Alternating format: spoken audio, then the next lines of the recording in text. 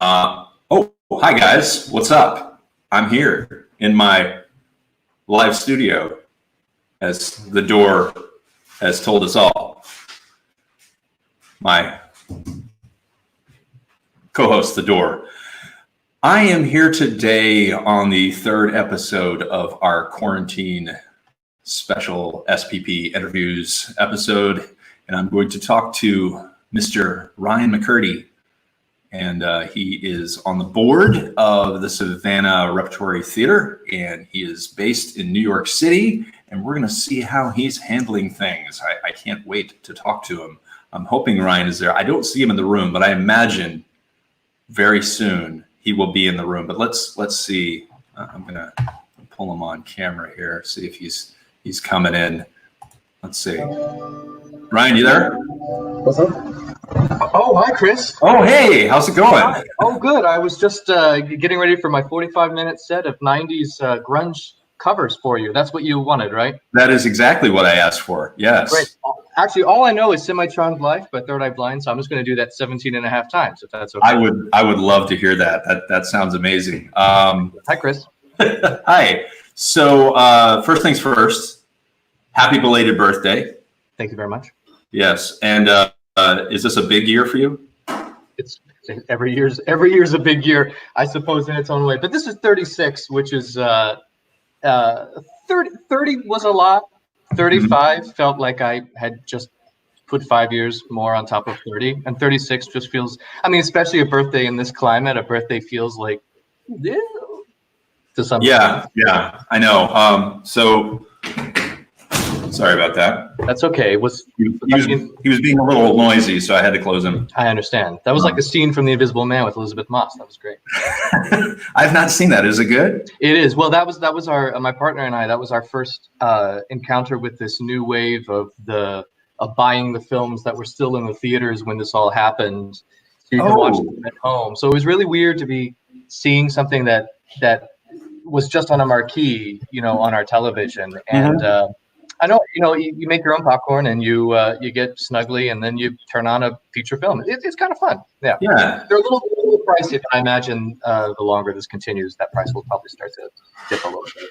Yeah, I imagine so. What is it, like $9 or something like that for the? Oh, if you found it for $9, let's share that link on the podcast. No, it was $19.99 on Amazon. Oh, really? And I kept looking for the button that said, like quarantine special, and it was not there. To be honest, that's what I'm doing a lot of right now when I'm buying things on websites. Is I'm looking for the quarantine button, the COVID-19 button. Yeah, a lot of software like sheet music software and digital audio workstations. A lot of the companies have slashed their prices to encourage more people to be, I suppose, being creative while they're trapped. Yeah. I have noticed. How's everything down there for you?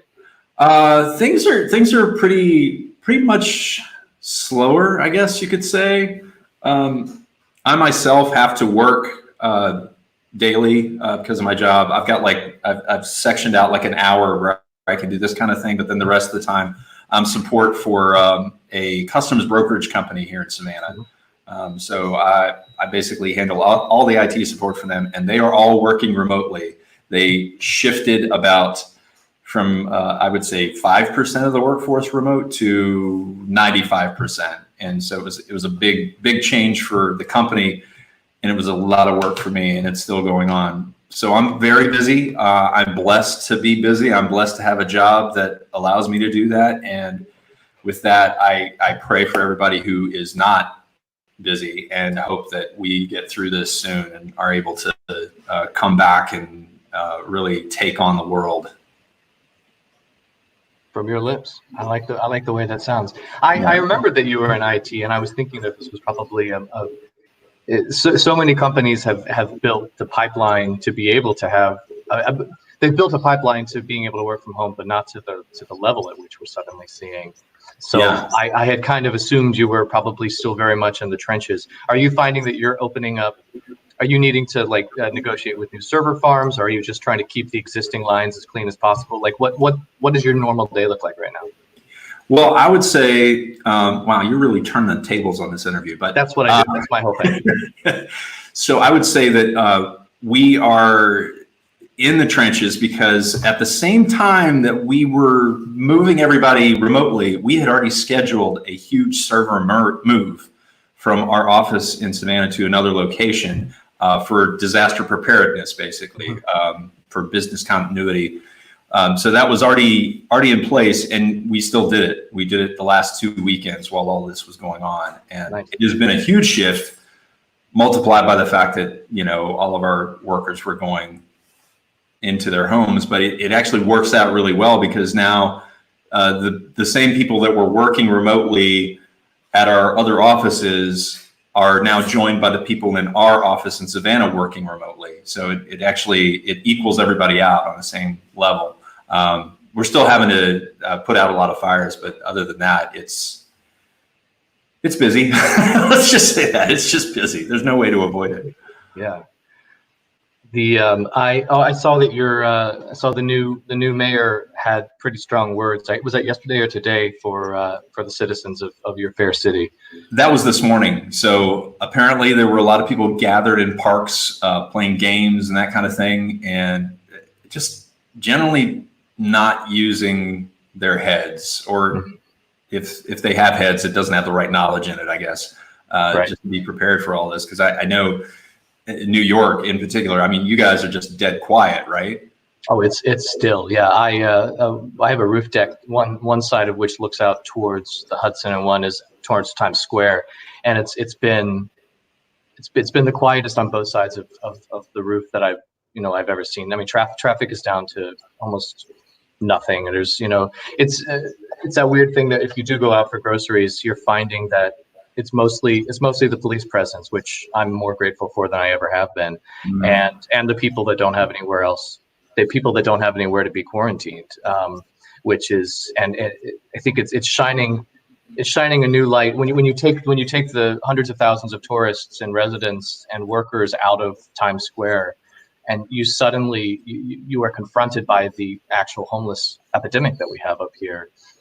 Because they have nowhere to be, and obviously the shelters are full, and in fact some of the people on my street, my building, it's my building, and then a luxury building, and then a Section 8 housing building, and then another luxury building. Like my street is very much the melting pot that New York it has always been known to be, and I think they were moving some of the Section 8 residents out.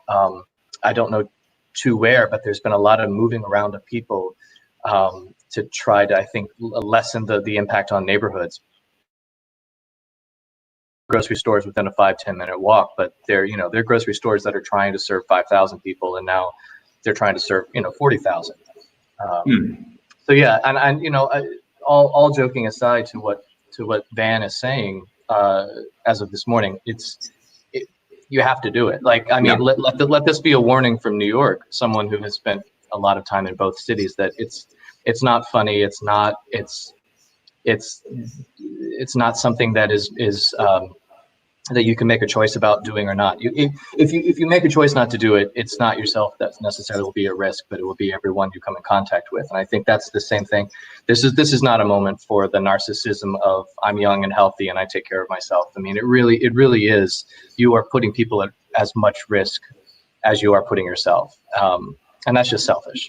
Yeah. So, and I mean, I would like to think that what has happened in New York could not theoretically happen in any other city, because there's not as much international travel and there's not as much international tourism in any other city besides New York, which just kind of makes sense why we became the epicenter. But I don't want it to happen in Savannah. Yeah, on even remotely. Neither do I. I mean, you can't imagine. We're such a small town that if it does get to that point, what do we do? I mean, the population just, I don't know. Right. And and that's the thing. Like New York has some of the best hospitals in the world, and they're all full. And and I know Savannah has. I mean, I've been in my share of Savannah hospitals in mishaps and such over the years, but I know that the number of beds is not proportionate to the population. So it's one of those things, like flattening the curve. Flattening the curve, I think, at the beginning of this was being illustrated as a way to keep millennials inside. It was that sort of like, well, if we give millennials and 20-somethings facts, they're gonna they love facts and they love graphs and they like to have a common goal. So I think flattening the curve is this like really hip idea, and it's not a hip idea. It's actually the only thing that's going to keep us moving forward as a country. And flattening the curve really does mean that you don't put yourself as a 30-year-old in a bed that a 70-year-old needs. Like don't force a doctor to make that choice by not putting yourself at that risk. And I'll get off my soapbox now, literally. Okay. Whoa, where'd he go? Oh, I think he had put the soapbox away. Well, put the guitar away. There he is. That bit was like 17 minutes ago. That's all right. That was, but it needed to be said. I definitely agree. But yeah, let's move on to maybe some lighter topics now. Happy stuff. Yeah. So I've talked to a couple of people about how we keep that light on, that light of inspiration on. Mm-hmm. And you being on the board of Savannah Reperatory Theater, I know they had planned to start rehearsals on Light in the Piazza, I think this month. I was originally going to be in it, but circumstances being what they are, another very well-known individual who basically we just trade places all the time came in at the last minute to do that. So thank you, Mark Rand. I can say his name. I figured you could. I was going to if you didn't. He's one of my first heroes. So how are you guys handling that? I talked to Jennifer Bishop a little bit about it, but you being the music director, what's going on with that? Well, it's interesting too because it's set to be directed by Nick, who's one of the other New Yorkers in the company. It's Nick and Sandra and I who are the sort of the trio that's been the artistic directors this season and also help with the board.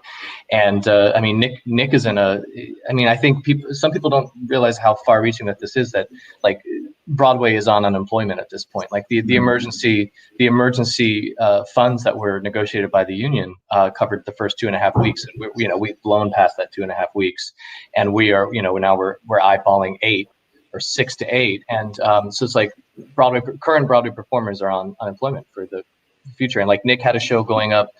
He was working on the new Matthew Broderick, Sarah Jessica Parker show, and it like everything that was coming to Broadway is on some sort of a hiatus. So Nick is looking at the Piazza situation with this very calculated eye, kind of being able to use New York as the point at which we can all sort of begin reopening.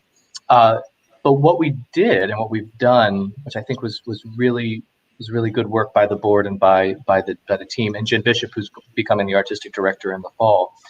I think the work that was done was we contacted every single one of the actors and said, listen, we're not going to make the original dates, and there's a chance that we won't make some pushback dates as well. And it's one of those things, if we keep pushing and we keep pushing, then suddenly theater exists on a season schedule for a reason. Like if we push much past June or July, suddenly we're on top of our September opening for next season. And the question becomes, well, then do we try to cram 2 shows financially into a period where we can only survive with, the expenditure of 1? Or do we replace our season opener with Piazza? So what we've done is push the dates back to June. It's now June 5th to June 14th. And that was after contacting the cast and making sure that we had 100% availability to push the dates back. Because, we did not arbitrarily choose this cast. And even with yourself being played by the delicious Mark Rand in this situation, like it was not, those castings are not arbitrary. We didn't want to do the show with just anybody. The people that we wanted are the people that we wanted. So everyone said they could push back. And then our second condition was we start having to spend a lot of money on our actors and on the rights to the show, which are very expensive. And that all happens right around May 3rd. And so we checked with our union actors that they were okay with the situation where we could choose to cancel following CDC or national guidelines. We could choose to cancel up to the moment that equity would require that they be paid. And all of them gratefully said that, yes, we can wait until the moment that you would have to pay us. And if it's a no, it's a no, and there's going to be no hard feelings.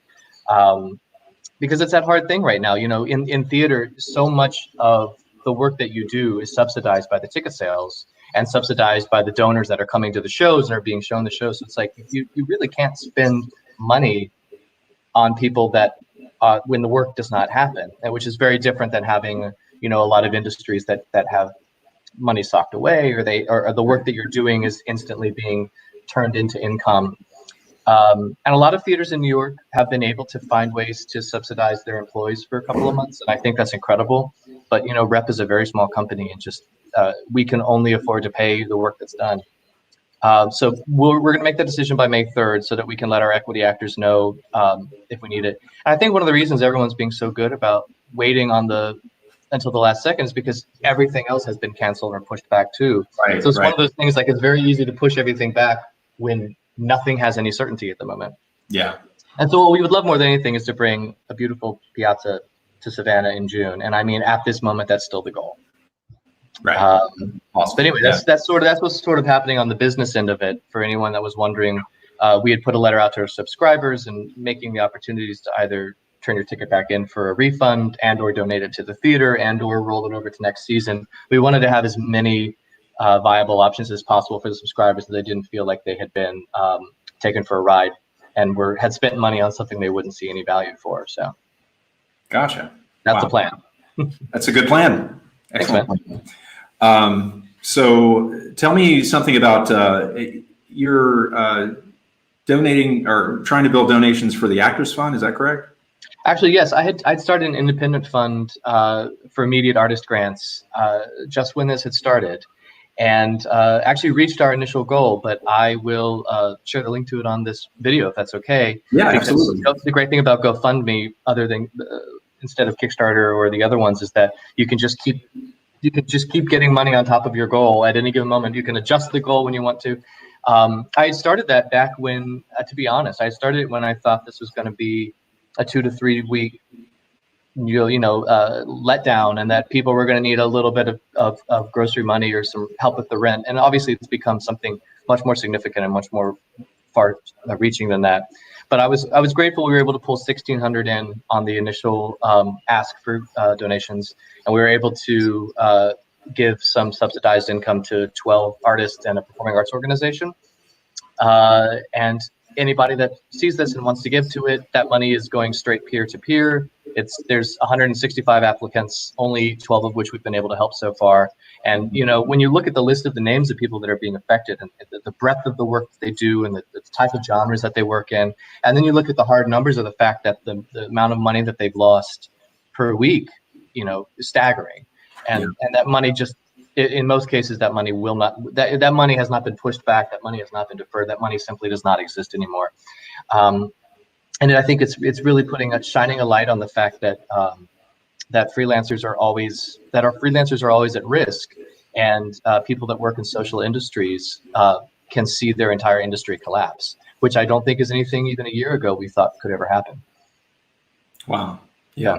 No, nobody saw this. I mean, no.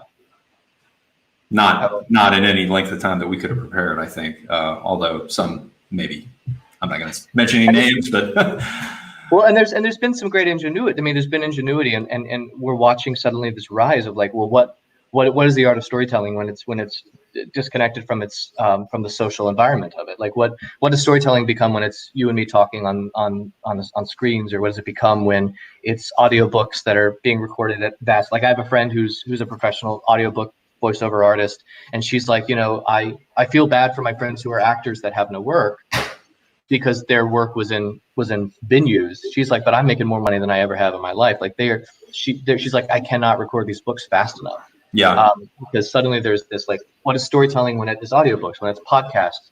And I kind of go two ways about it.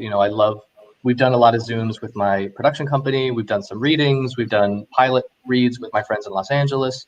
And my artistic partners, my partner and I have been on readings together where we get two computers out and go to opposite sides of the apartment and are both participating. And I love the ingenuity of that. And then I'm also kind of tempering that with this reminder to myself and to anyone that will listen, like, just make sure you don't make it too perfect. Like, make sure you don't make it a substitute for being back in the room together. Right. Which has been my whole thing. Like, there's been this, well, we'll get Zoom working even better in 3 months. And, next year you'll be able to hear each other at the same time that you're speaking, and we're going to fix the audio. And I'm like, well, the one thing I don't want to do is to make this type of communication so satisfying that we don't want to go back to the rooms. Like, I want to go screaming back to the theaters the second they open.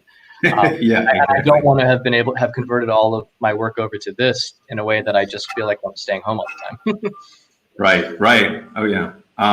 It's interesting because I was having this conversation with Jen Doubleday yesterday about how they're doing rehearsals, or how they think they're going to do rehearsals in this time, because basically they're just on hold for rehearsals until it starts back up again. But the interesting thing that I started to investigate was maybe the use of Discord as a synchronous application for voice, along with this like a Zoom meeting, if you could do both at the same time. So I'm going to do some research on that after this and see if it's even a possibility.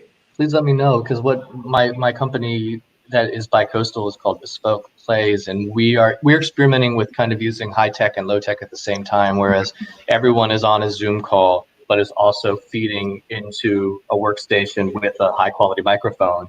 And so it's like we set it with a slate clap at the top, and then literally we're streaming all those lines of audio together. There's the one right there. I have a guitar and you have a high quality studio microphone. That's right. So let me know what you find out, because we're kind of butting up against the wall of it's possible, but it's going to take someone telling us how to do it. Right. I think the art of compression is, we're getting to the point, like you said, next year you won't see any lag at all. But right now we're still in that point, and I think it's going to push something like this to maybe make it to that next point. But at the same time, no, we don't want to lose the quality of live performance by any means, and that live interaction that people get by being in an audience and being in front of an amazing cast and an amazing performance. So yeah. Anyway. I think there's a really brilliant play by Anne Washburn, which I don't think it had ever occurred to me it was going to be prognostic, but then again, a lot of things are suddenly prognostic that I would never like. There's this brilliant novel called Station 11, which is about a pandemic and storytelling in the midst of a pandemic. And like when I read it, I was like, oh, thank God that's never going to happen. But Anne Washburn's play, Mr. Burns, or the Post-Electric play, which I think started at Woolly Mammoth in DC and then has been all over the country since. It's this brilliant story of like watching society collapse over the course of 3,000, 4,000, 5,000 years. And what happens is every time it collapses further, the survivors are reenacting a Simpsons episode. And the first time they do it, it's with like the actual like Homer and Bart masks, and they're still doing the character voices. And then, thousands of years in the future, it's become this almost like Bunraku, like hero's journey. But the thing is, the episode is still the same, and the plot of the episode is still the same. But it reminded me that like Zoom is our moment to discover that version of our technology, but then integrate it back into the larger form of storytelling. Mm-hmm. And I worked with a writer-director named Jodie Christofferson a couple of years ago who, again, I don't think she intended to be prognostic, but her whole thing was, when I did the show with her called Green Card Wedding, it was us pre-recorded as Skype calls based on a real story about her creative partner having to leave the country for visa reasons. And they tried to keep an artistic relationship alive on Skype and could not. And so when I did it, it was the pre-recorded Skype calls with the live actors in the room. But when she had done it previously, there had been iterations where he was trying to do his part from Holland with himself projected on this huge cyclorama at the back. And then there was a version of the show where you thought he was on Skype in Holland the whole time, and he stepped out of a room from behind the theater at the last minute and came out and was able to greet the audience, and it was very moving. But it's like, suddenly we're looking at this, we're like, oh, we're going to be integrating video, I think, in a much more real way in the next wave of theater creation, because people are going to realize that we relied on it so heavily that we're going to see it integrated into our stage performances. Mm-hmm. And projection designers are going to have a field day, because projection design has just reached this level of 4K. Like the Anastasia on Broadway was almost entirely projected scenery, and it was stunning. And I'm like, now it's going to be turning back inwards. We're going to be figuring out how to put people on screens, and having a person that's in Bangladesh be able to be on a show in Broadway every night is a very interesting concept. And I think we've just seen the beginning of that. I'm sorry, my technician is now working behind the scenes right now to recover a appliance they need. Excellent. Well, your technician is very talented in their own right, if it's who I think it is. Oh, no, it's not. It's not. Oh, okay. Well, actually, I was just referring to my wife looking for my keys so she could get something out of the trunk. I thought it might have been the co-host of your double shot of bass for a second. Yes, she is hiding somewhere, probably doing schoolwork. Hopefully, is she involved in any of the stuff that's at Children's Theater that's been furloughed? Yeah, so both of us have been cast in Seussical. I'm the mayor, and she's bird girl number 2, I think. So I actually, where is it? Yeah, I keep it handy. Just in case I want to review it. But yeah, she's we're both like, what's going to happen? How do we keep ourselves mentally aware of the play and the show and still move forward, and not knowing when we're going to do it, if we're going to do it. I hate to say if, but it just feels so uncertain right now. Yeah. In our mind, but I know that their plan is to keep going and keep doing every show that they have on board right now, as our conversation went yesterday. But yeah, well, I mean, Kelly and Leanne, the president of the board. I mean, that team is unparalleled. And if you really look at the growth journey that they have taken, it is the most successful growth journey of any arts organization that is homegrown in Savannah that I can think of. Yeah. I mean, it just. I mean, I remember going to when Tom Coleman was still in the Black Box, and they had just started renovating the main space there, and just the growth industry that the theater is, and the number of people that it serves is an astonishing number. I actually think, based on the per capita of Savannah, I think their growth industry has been far more significant than a lot of larger cities' children's theaters. I think they serve more of the population than a lot of bigger cities and their government subsidized children's theaters are able to reach. And I think that's a testament to the people working there. Oh yeah, it's a great organization for sure. I like that you shared the libretto, because that was when you talked about leaving the light on or keeping the light on. That's exactly what I was going to say too. Is I think this is the time to go back to, like, what is the thing about the theater that I love the most. And obviously, if the first thing is being applauded for by large groups of people, you're going to be out of luck for a little while. But I think for me, like, a lot of it is I'm kind of obstinately but gradually starting to return to loving reading plays, because it used to be I loved reading plays so I could get them on their feet and I could be with other people in a room. I'm starting to find the value of revisiting things and revisiting the spoken word and how it relates to, or the written word and how it relates to theater. So yeah, I think it's finding that. My partner's doing a great job with puzzles. That seems to be one of her launching forward for this. She's working on one next to me right now. Yeah.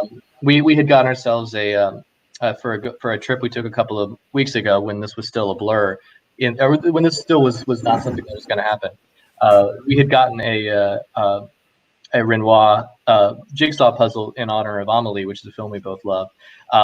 And now, 6 weeks later, in the midst of a quarantine, we still haven't finished the dang thing because all of the colors look the same, and all of the faces look the same, and all of the hats look the same. Yeah. So, is it 1,000 pieces? I think it's 1,000. Is it 1,000?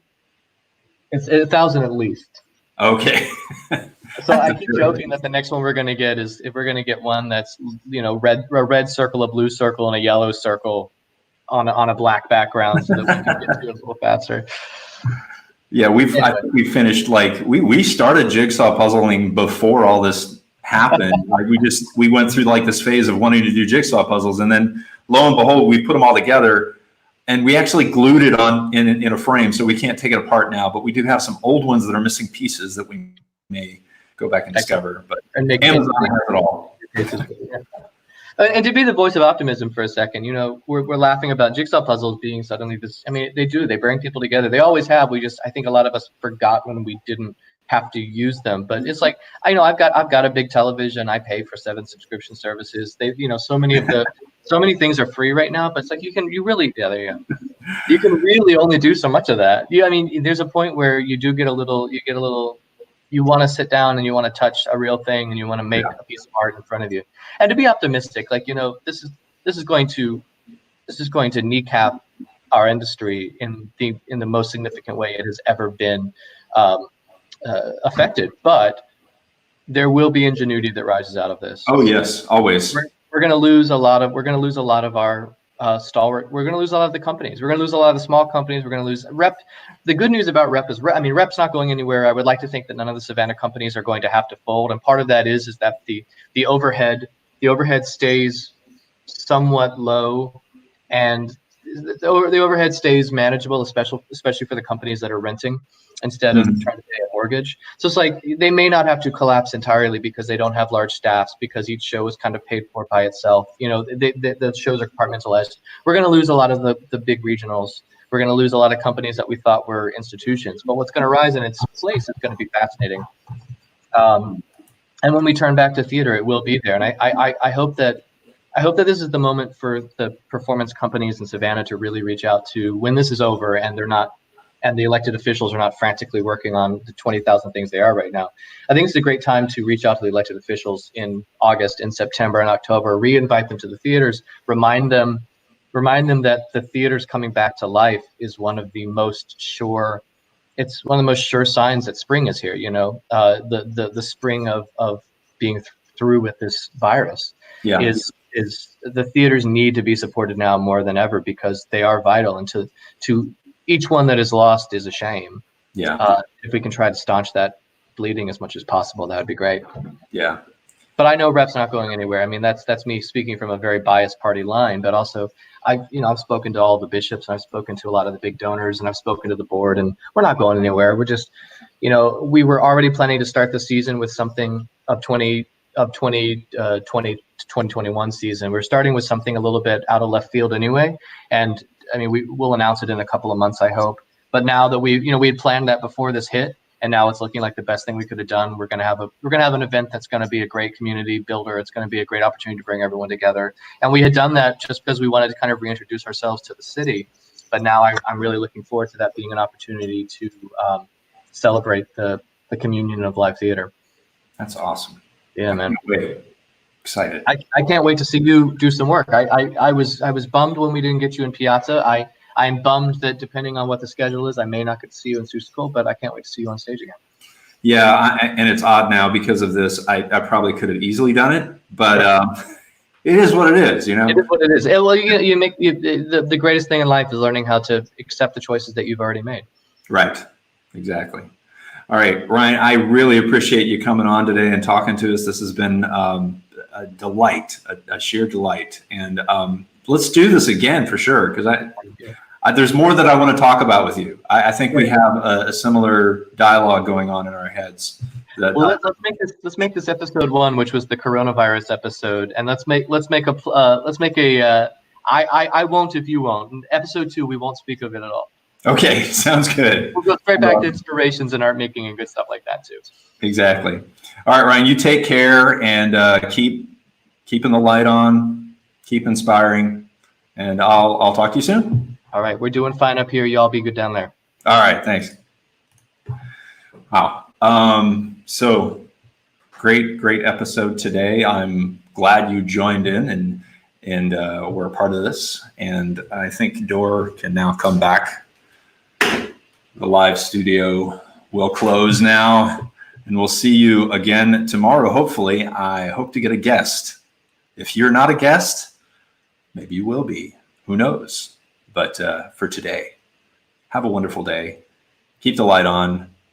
I'm with you always. Goodbye.